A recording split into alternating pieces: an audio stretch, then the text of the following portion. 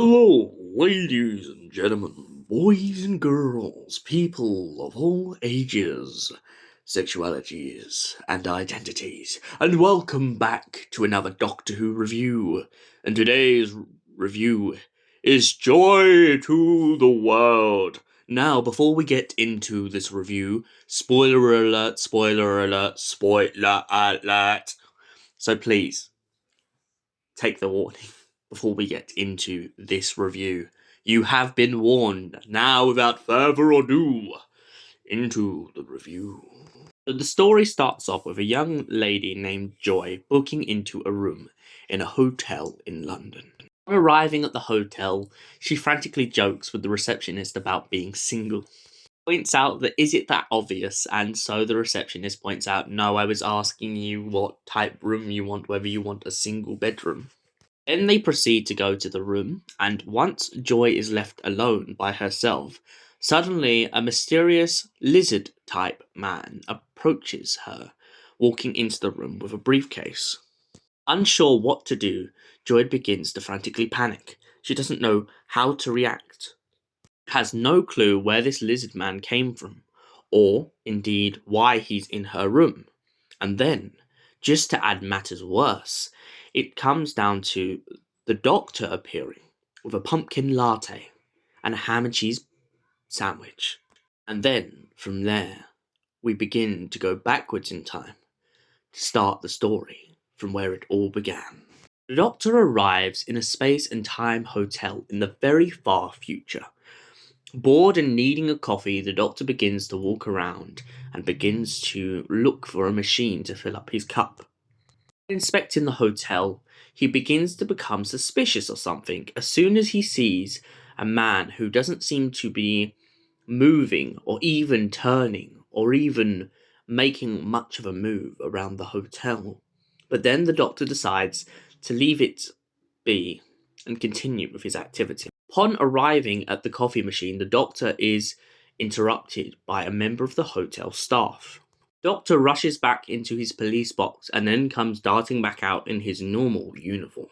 This confuses the member of staff, but soon after the Doctor announces himself as an inspector from high up, the member of the staff begins to comply with it. The Doctor points out that he has turned up with a blank mind. That's the best way for him to get to the bottom of things in the hotel.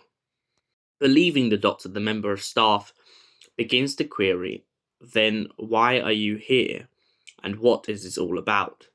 The Doctor gestures over to a gentleman that he finds very suspicious in the corner. The member of staff, keeping a low cover, begins to agree with the Doctor.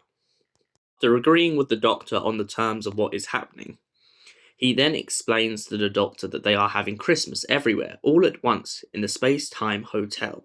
It's a very special event. The Doctor gets overexcited and begins to joyfully jump up and down. After this, the Doctor then takes on the persona of a waiter, pointing out that this would be the best way to draw out the guy that they are hunting down, rather than interacting with him directly and getting in more trouble. This, however, backfires later in the story, when the guy with the briefcase keeps transferring the briefcase over to different members of the hotel, leaving the Doctor unknown to the death of a newly found friend.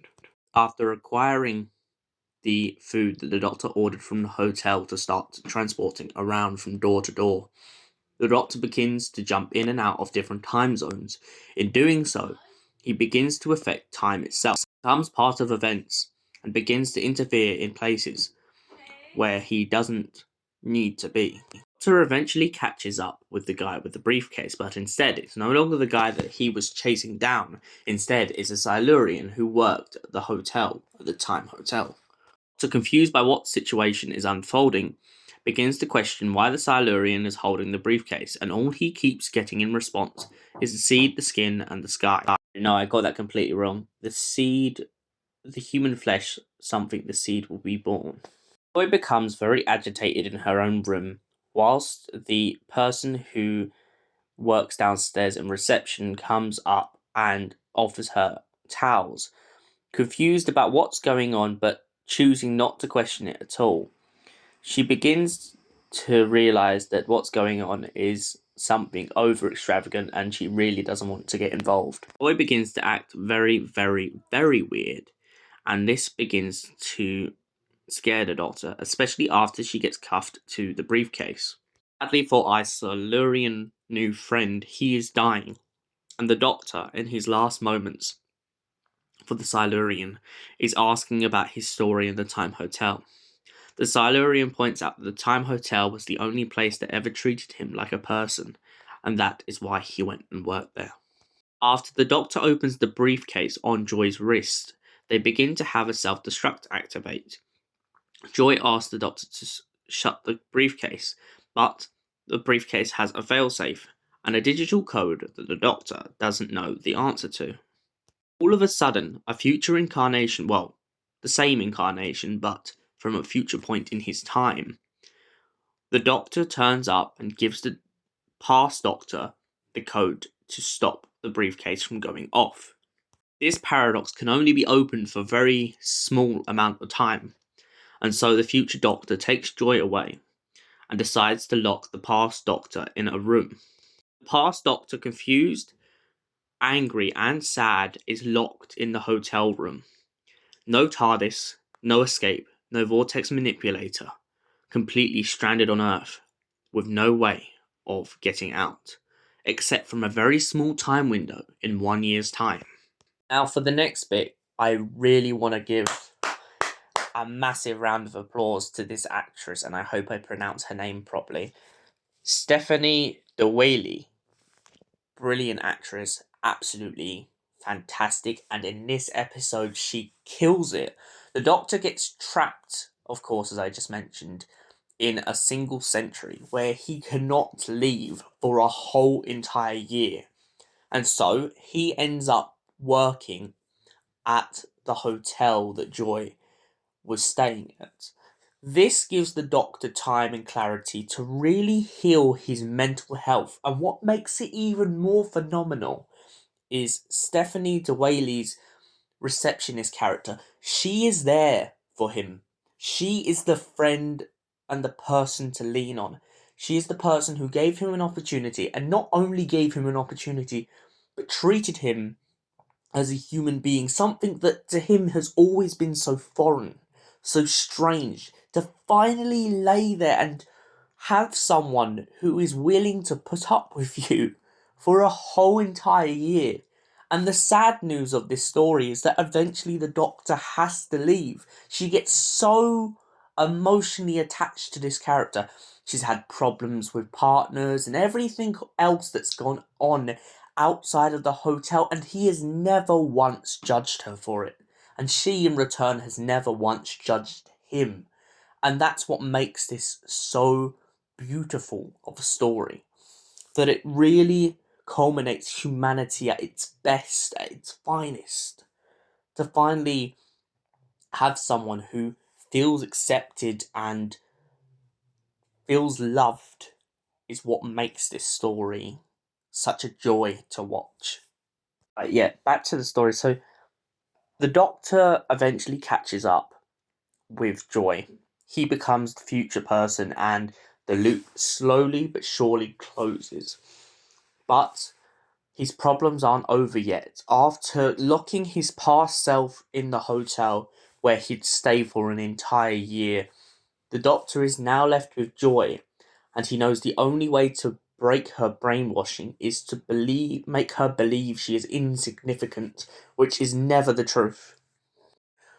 Joy becomes so overwhelmed, so angry and frustrated at the Doctor, saying all the horrible words he says to her, that this really starts to push her over the edge. But then the Doctor points out that he was only doing this so the handcuffs would release from her wrists, and so they do. She becomes so angry she completely forgets the fact that a minute ago she was wearing a living bomb to her wrist. After this, the Doctor and her approach the briefcase, only to learn that it is a weapon that has been manufactured by Villengard, a very powerful, hungry business for weapons across the universe, who have constructed it to affect the planet Earth. The Doctor then slowly starts to put the puzzle together and realizes that this seed that Villengard are using can only work over 1,000 odd years, and that is when it will destroy the world. But the Doctor doesn't fully realize what this means, and then all of a sudden a swooping dinosaur comes in and attacks the canopy that him and Joy are on and swallows the seed whole. Doing this, the mystery begins to further, and the Doctor is left with a very dire choice on what to do.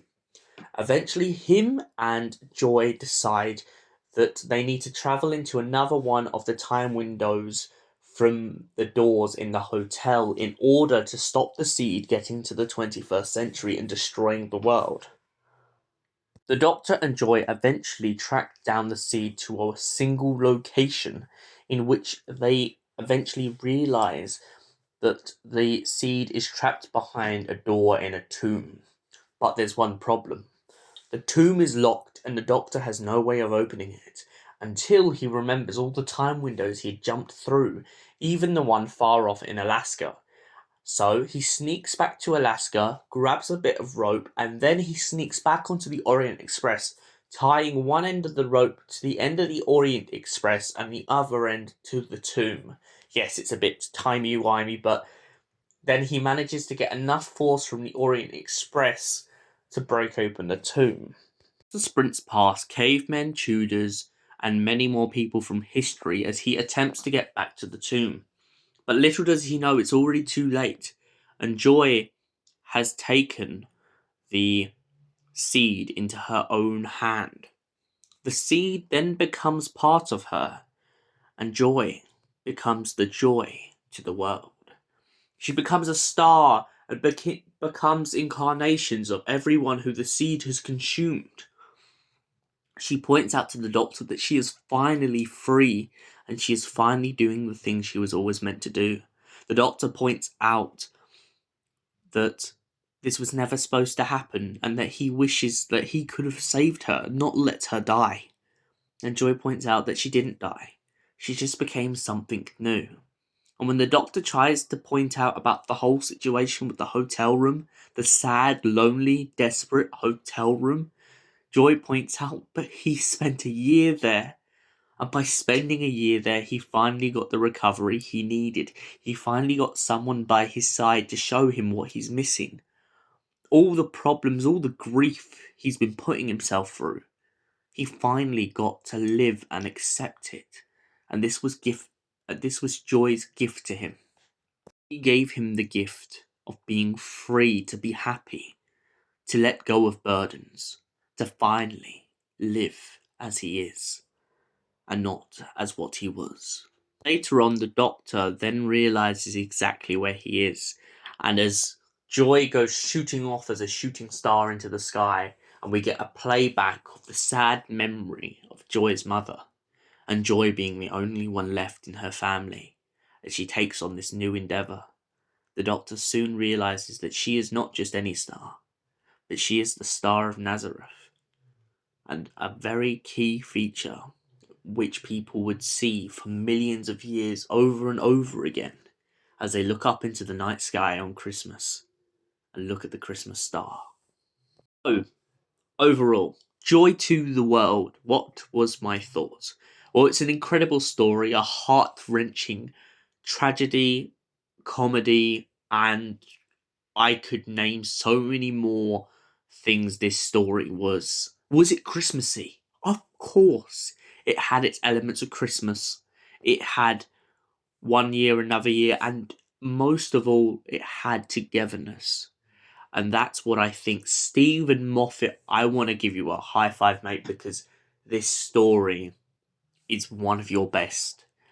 And for that reason, I'm going to give Joy to the World a solid 9 out of 10. Thank you, ladies and gentlemen, for watching, and I will see you in another Doctor Who review. Maybe next year, maybe in the next few weeks. But until then, stay beautiful. Merry Christmas, happy holidays, happy Hanukkah to you, and may you all have a wonderful night, or day, or evening. Goodbye.